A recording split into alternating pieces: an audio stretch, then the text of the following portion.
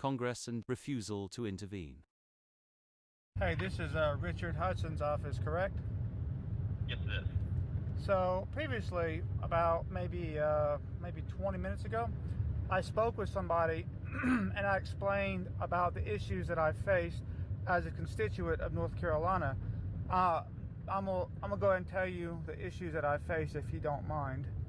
So the issues that I faced is that I was assaulted by a police officer about 2 years ago, and basically he had no reason to be at my house. He even admitted that he wasn't investigating a crime when he came to my house, and still I was charged, and then I went to jail.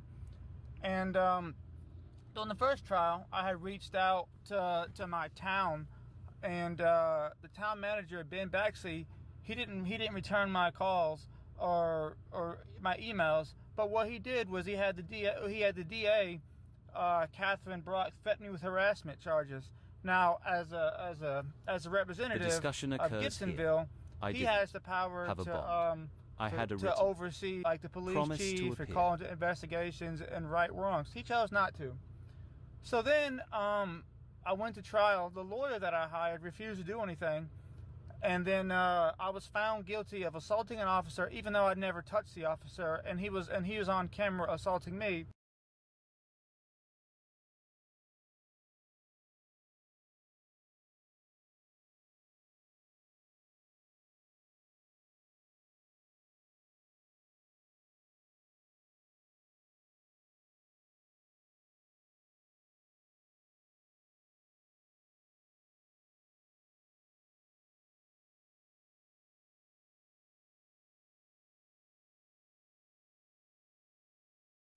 I'm calling the police. You were detained. Put your hands behind your back. She was outside. Put your hands behind your back. Let me call the police.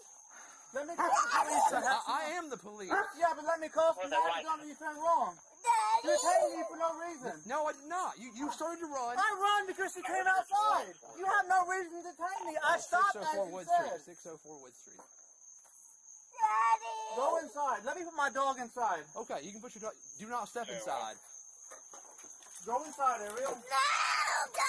Inside. Remy, go inside. Daddy! Go inside. I'm going to shut the door. Go! Go inside. I'm going to shut the door. Go inside and stop crying. Okay. Dude, put your hand behind your back. No, I'm not doing Put your anything. hands behind your back. No. Put your hands. Don't touch me. Put your hands behind your back. I'm not doing this. I haven't done anything wrong. You're on fucking ground now. I haven't Put done your fucking anything hands wrong. behind your fucking I back. haven't done anything. I am sick and fucking I tired. stopped complying. No, you are not. You Get on the ground or you're getting tired. Stop No pulling. reason to detain me. Stop pulling. Get on the ground or you're You getting have tired. no reason to detain me. I didn't do anything. I ran to get my daughter because she came outside. You And I was. You assault him. He tried to put me. I haven't done anything wrong. G14. So I was charged with obstruction, resisting arrest, and child abuse. And so the child abuse got dismissed, but I was found guilty of the 2 other charges. So during the appeal, I reached out to more people: Senator Amy Gailey, Representative Dennis Rydell, and others. And so they refused. So Dennis Rydell, I actually didn't get a hold of him till about 1.5 years later. Amy Gailey told me she couldn't help because it would be an obstruction of justice. Sir, as I've told you before, Senator Gailey ethically cannot get involved with anything with the police in her district. It is a violation and a conflict. Senator Gailey, discussing my case with the people I'm accusing of misconduct, but not asking for clarification.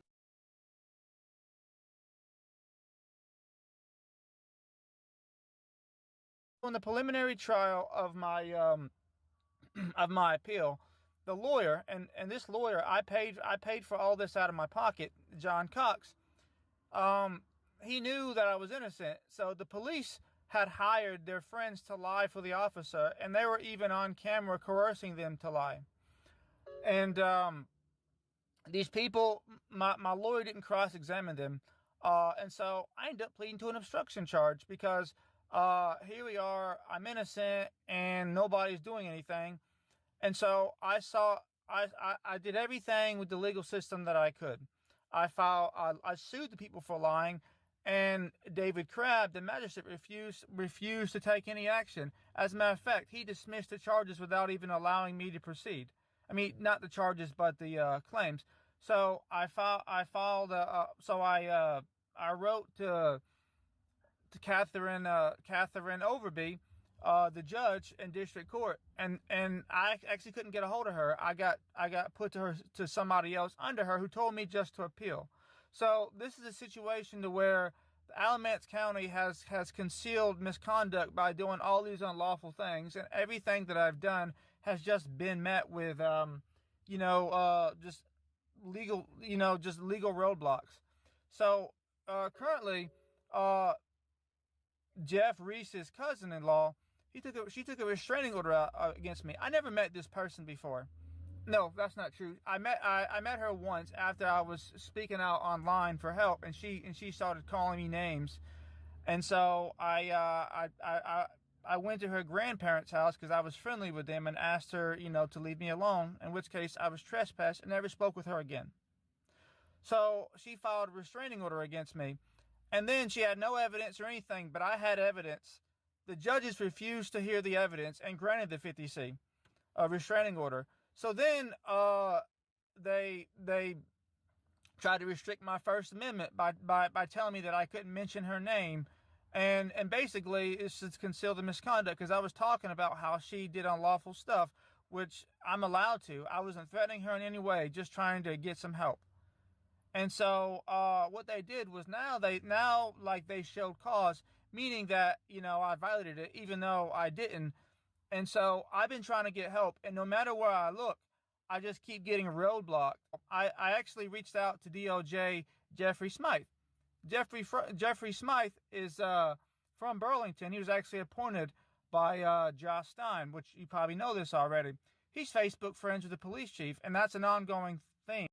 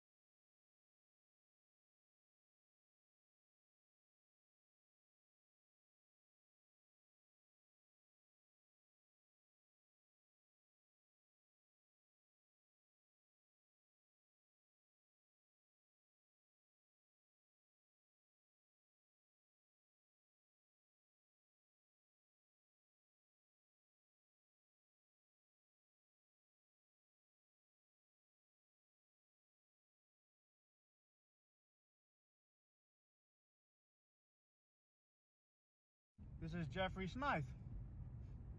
Yes.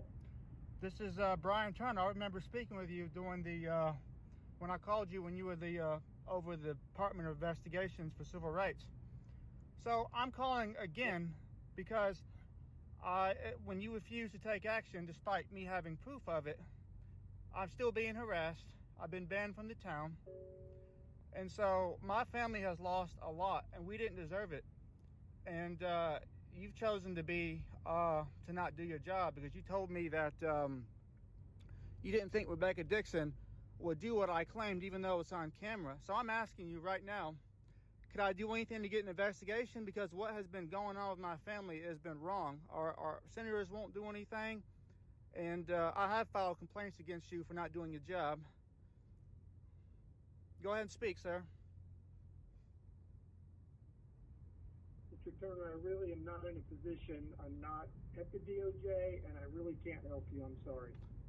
Right, but you were. I'm just making sure we're on the same page. When I reached out to you, it was your position to help, and you told me, and you had me blackballed. I just wanted to get you on the phone so I could show the world how I'm treated. after I have valid complaints and concerns, and you're over the Department of Safety. My family hasn't been very safe. Locally speaking, we've been harassed. The police, your buddies, have chosen not to take any action against the people harassing us. I've been banned. So you told me you couldn't take any action. So I'm just making sure. That's what you said, right? I won't call you again. I just want to make sure I have this recorded. You said you could not get involved despite being over everything in the SBI, who actually criminally charged me for misuse of 911, and then they claimed when I got a bond for $3,000, the Ivana's Law Act, which punishes violent criminals. I'm not a violent criminal. I called the non-emergency number and explained after I was told to when I was banned. You can't do anything, bro. I think you misunderstand. I'm not over the SBI, and I'm I know. not in a position to help. And I apologize that I can't be of more help, and I wish you the best of luck moving.